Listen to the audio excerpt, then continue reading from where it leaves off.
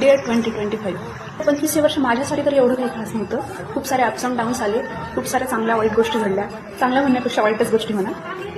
पण जे त्या वाईट गोष्टींमध्ये माझ्यासोबत होते, ज्यांनी माझे ते फ्रेंड्स असो किंवा फॅमिलीवाले असो, त्यांना खरंच थँक्यू सो मच.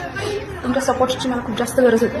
आणि जे लोक त्या गोष्टीमध्ये मला सोडून गेले त्यांना पण खरंच थँक्यू सो मच. तुम्ही मला खूप जास्त चांगले लेसन शिकवून गेला.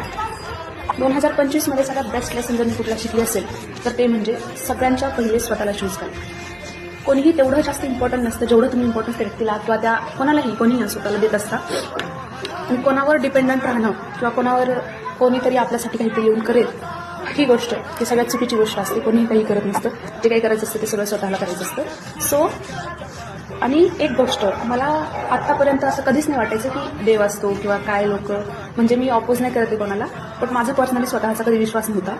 पण जेव्हा एका एजला येता तुम्ही तेव्हा तुम्हाला त्या प्रत्येक गोष्टीवर विश्वास बसायला लागतो. मी स्वतः अनुभवलेली एक गोष्ट आहे. म्हणजे माझ्या देवावर कधीच विश्वास नव्हता. पण लाईफमध्ये तुमच्या अशा काही सिच्युएशन्स येतात जेव्हा तुम्हाला समजतं की नाही, इथूनच सगळी सुरुवात आहे आणि इथेच सगळा शेवट आहे. त्याच्यामुळे तो बघतोय, तो सगळं काही व्यवस्थित करेल. त्या एका होपवर सगळं जग चालते.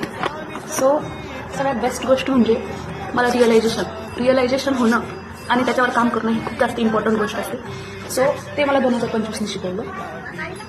2025 म्हणजे रिसेंटलीच काही दिवसांपूर्वी मी आणखीन एक डिसिजन घेतलं, जे मी माझं स्वतःचं चॅनल सुरू केलं. मी जेव्हा चॅनल सुरू करण्याचा विषय केला किंवा मी खूप साऱ्या लोकांचे ओपिनियन्स घेतले तेव्हा मला बरेच जण म्हणले की काय टाइमपास आहे किंवा काय फालतूपणा आहे, अभ्यासावर फोकस करा, हे करा ते करा, याने काय होणार आहे का. मला नाही माहिती आणि काय होणार आहे आणि काय नाही होणार आहे. बट मला असं वाटतं मी ज्या दिवशी सुरुवात केली होती त्या दिवशी ते 0वर होतं आणि आज ते मे बी 0पेक्षा जास्त चांगलं असेल. आणि मला असं वाटतं की 0पेक्षा 1 कधी मोठा असतो. मी त्या 0पेक्षा त्या 1ला जास्त प्रिफरन्स देईल. स्वतःवर विश्वास ठेवा. प्रत्येक गोष्ट तुमच्याकडे आली आहे म्हणजे ते काहीतरी मिनिंगफुल असते किंवा त्या गोष्टी तुम्हाला काहीतरी शिकवून देणार असतात. त्याच्यामुळे कुठल्याही गोष्टीवर गिवअप नका करू. मीही त्याच्यावर कधी गिवअप नाही केलं आणि याच्यानंतरही मी त्याच्यावर कधी गिवअप नाही करणार. मला त्या प्रत्येकाला थँक्यू म्हणायचे जे माझ्यासोबत माझ्या चांगल्या आणि वाईट दोन्ही काळांमध्ये होते. तुम्ही thank you to that everyone who support me, who stand with me in my every low and high situations. Thank you so much. Love you guys. Thank you so much. Bye bye.